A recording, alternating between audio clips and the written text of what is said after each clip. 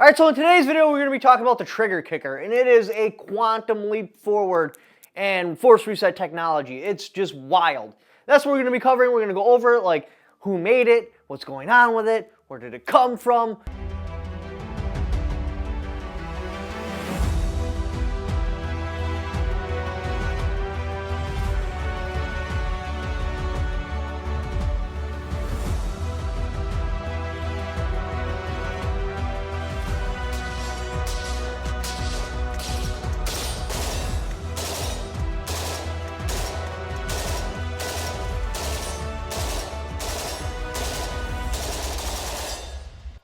Now, before we get into the video, don't forget to shop at OnlyTacticalFans at Shopify.com. This channel is permanently demonetized from YouTube, so that's how I pay my bills. That's what keeps everything going. I do have a bunch of good stuff there, like MREs, medical gear. I even got the blue Rainbow 3 glow stick, and my very favorite target. Because these targets give you realistic expectations of how well you shoot. Plus, they're great for zeroing because there's a whole bunch of meat on this bad boy, so you can just walk your shots right in. Anyways, check out OnlyTacticalFans at Shopify.com. That is the best way to support this channel. So let's get into it. To the digital board of knowledge. So the trigger was developed by Tim Hoffman. It's called the Trigger Kicker. This bad boy sold out essentially immediately. He broke the internet. Once he launched it, there was just so much interest and just wild amounts of support behind it that, yeah, the internet shut down, the hosting website shut down. He was able to fix that, immediately sold out. It's a very simple, very reliable, very genius design. So what is the trigger kicker actually? It's a hardened piece of 4130 steel. This is what it looks like right here. Bam. Just a single piece of metal. This replaces the disconnector in the spring in your standard AR-15 fire control group. Yeah, it's extremely affordable. You are looking at 10 times cheaper than other force reset triggers, which is pretty awesome. This is what it looks like right here. So this is your standard. We call them mil-spec triggers, but they're not, because a mil-spec trigger looks totally different. I've done videos on what the difference is. But this is what we call like a mil-spec trigger right here for the civilian world. And what it should really be called is a civilian spec trigger. So this is your trigger kicker. Looks like that right there, right there. It basically replaces this part and this spring right there. So this piece and this spring. That's literally it. And now you have a force reset trigger. So who is Tim Hoffman? Tim Hoffman is big in the 3D printing community, huge on open source designs. Allegedly, he invented the super safety. I say allegedly because depending on how his court case goes, I don't want to get sued. And if I say he did and then the court says he didn't, well, now I'm liable for lawsuit. But he invented the super safety. Just no getting around it. Recently had him on a live stream. We asked a whole bunch of questions on what's going on, how is his patent battle going and all that stuff, and we'll include some of that into this. Right now they did switch courts, and hopefully the new judge will reverse that TRO because right now he's not allowed to sell the super safety. And that was the whole response of this. Because they took the super safety away from him, and he's a legit genius, he didn't buy a patent, he didn't copy someone's idea. Like, he can literally look at things and reinvent things, which I can't. He just made something different.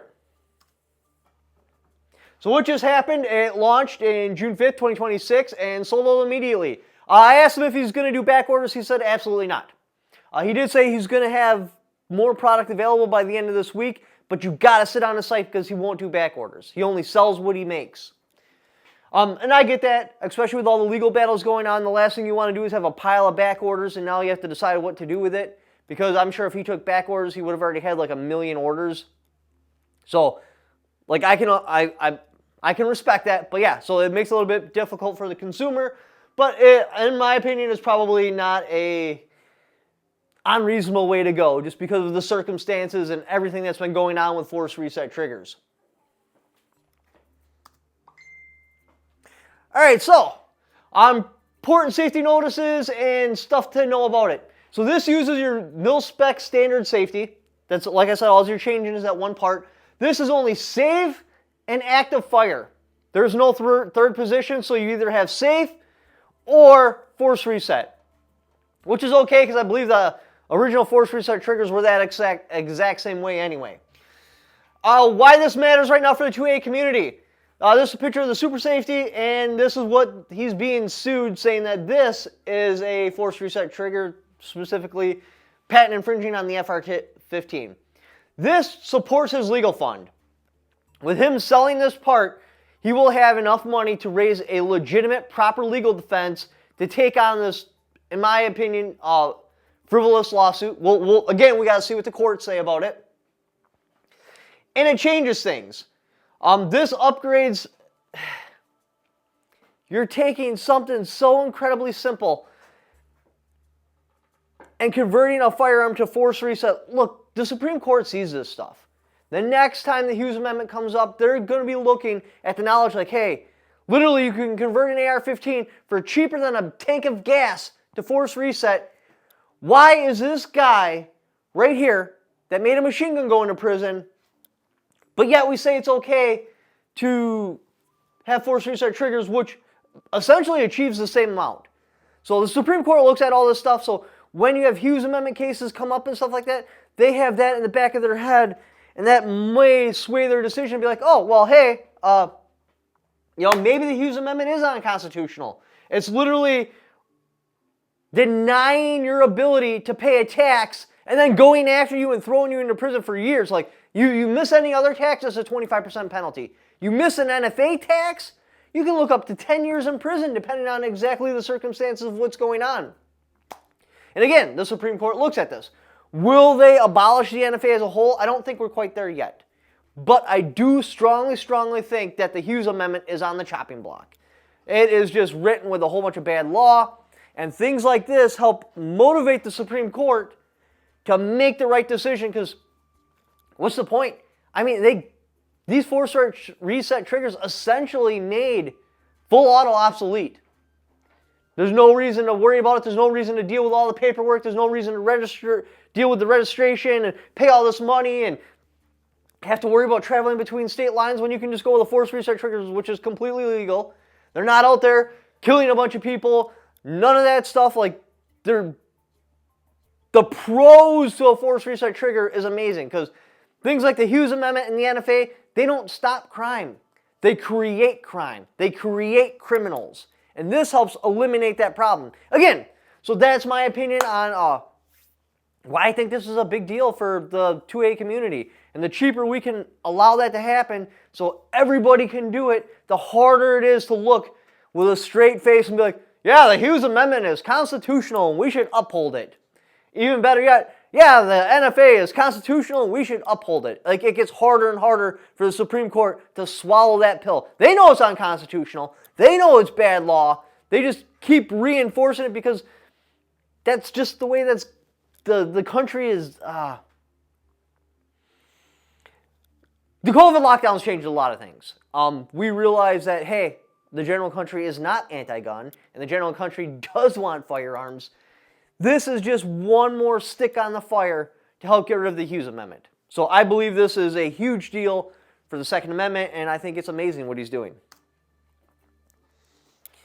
So what's going to happen? This impacts the FRT market. It is absolutely going to collapse it. From what I understand, Rare Breed made $40 million when they were going through the whole indictment process and all. Not indictment process, ATF fighting them process. That's not going to be obtainable anymore because this is a way simpler design for a fraction. It's literally 10 times cheaper. So it's going to collapse the market down, and it's going to force other force reset triggers to come up with something new and innovating to still draw customers in, or they're going to have to significantly reduce their price. Everything is going to come down. This is the beauty of an open market in play right now. What they'll probably do is make a premium trigger, kind of like how you have like the Timmy cassette triggers, or I think LaRue, they make a cassette trigger. You are buying, a crisp couple of ounce to 3-pound trigger that has a nice break, great for competition.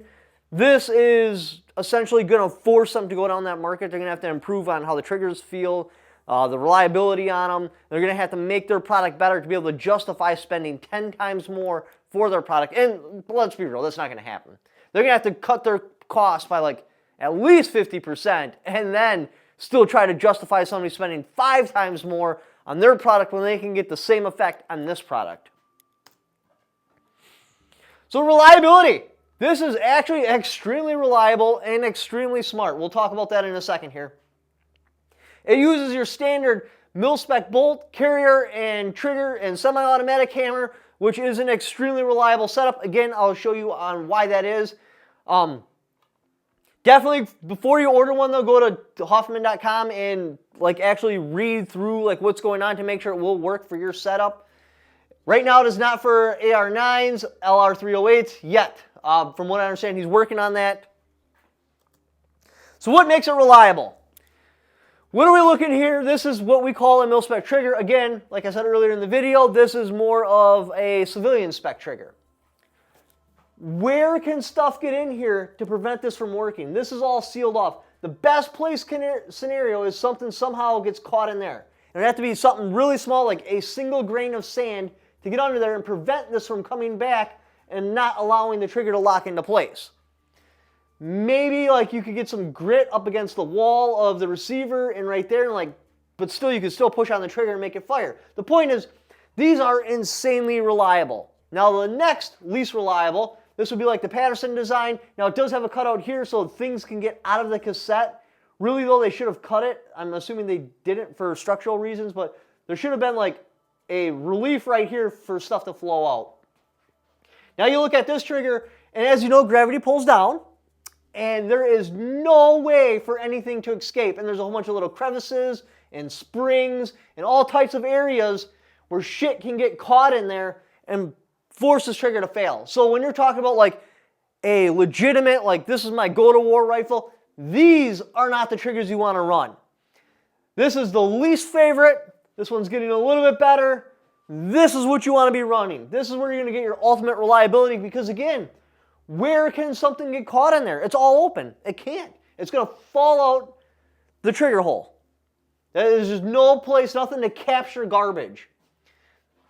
Lots of places to capture garbage. Little springs this is not at all what you want to be running if you're looking for reliability on a go-to-war rifle. All right, so I asked him, what's coming in the future. He said, obviously a 3-position. He's just about done with that. That one is going to hit the market soon, and he said it is going to be stupid cheap, kind of like this one. Maybe not quite as cheap because there's going to be a little more parts involved, but it's going to be right there. So a 3-position trigger is coming, so then you'd have safe, standard semi, and then force reset. Also, he said the MP5, that is the next project, and for good reason. Because look, subguns were retarded until force reset triggers came along. There was no reason to go with a subgun. I could bring more firepower in a smaller compact package just with a Glock 19 or a Glock 17 than I could with an MP5 or something like that. The problem with those Glocks is trying to control recoil is tough. That is the easiest way, the best way to put it where I'm not overselling it. So now subguns have a place again because you can shoot long range, not rifle long range, but farther than shotgun long range. You can put a hell of bullets down for close range if you want. You can control recoil. They're heavier. Now they start to make sense. So yes, obviously AR-15s always has to be the first place because that is the most owned rifle in America. So that's where you're going to get your most customer base from. But second, now you need to be looking at subguns. Forget about the AKs, forget about the M1As, forget about all that stuff. Second comes subguns. And then after you achieve a subgun force reset trigger, now you start looking at AK-47s and the other crap that nobody cares about. So yes, he said 3-position is coming, and next will be coming subguns, and he will be restocking by the end of this week. Again, no back orders, so you got to be basically stalking his site. Possible challenges we have ahead. Obviously, Rare Breed is definitely going to file a lawsuit saying he infringed on their patent somehow. Because that's what they just do. I mean, they said the Super Safety infringed on their patent, and there is no similarity between the two. In my opinion, again, we gotta wait to see what the courts say. They might say that, hey, force reset technology has a period, the end goal is what we patent, and they might try to go after it that way. We'll have to see how that goes. Then there's also the possibility of the ATF classifying it as a machine gun. Look, they classified a drawing on a flat piece of steel as a machine gun, they can 100% classify the trigger kicker as a machine gun. And my next video could be like, hey, you know, Hoffman got picked up by the feds. He's in federal prison right now. We need to raise a legal defense fund. We hope that don't happen. But that is a very real possibility, and that's why this dude's a beast. Because he's going out there in front of everyone and taking steps to help the Second Amendment community when there's risk behind it. There truly, truly is. So the ATF could classify it as a machine gun. Then he's looking at potential prison cases, potential prison. Again, there's a lot of legal risk in here, and he's doing it, and that's why we need to support it, especially now before the lawsuits start flying. This way he has enough legal defense fund to take on basically whatever is going to come. All right, so got to go through the standard disclaimers here. One, I am not a lawyer. I am not pretending to be a lawyer. I never even played a lawyer on a YouTube video. So I'm not giving legal advice, and if you take legal advice from me, you're stealing. Number two, he only ships to states that are not really restrictive. So depending on what your state is, make sure to always check your federal, state, and local laws to make sure that the product at the time of you purchasing it is on the up and up. It should be, but, you know, just like there's states like Florida and that and California where, you know, you can't really do that. Safety test.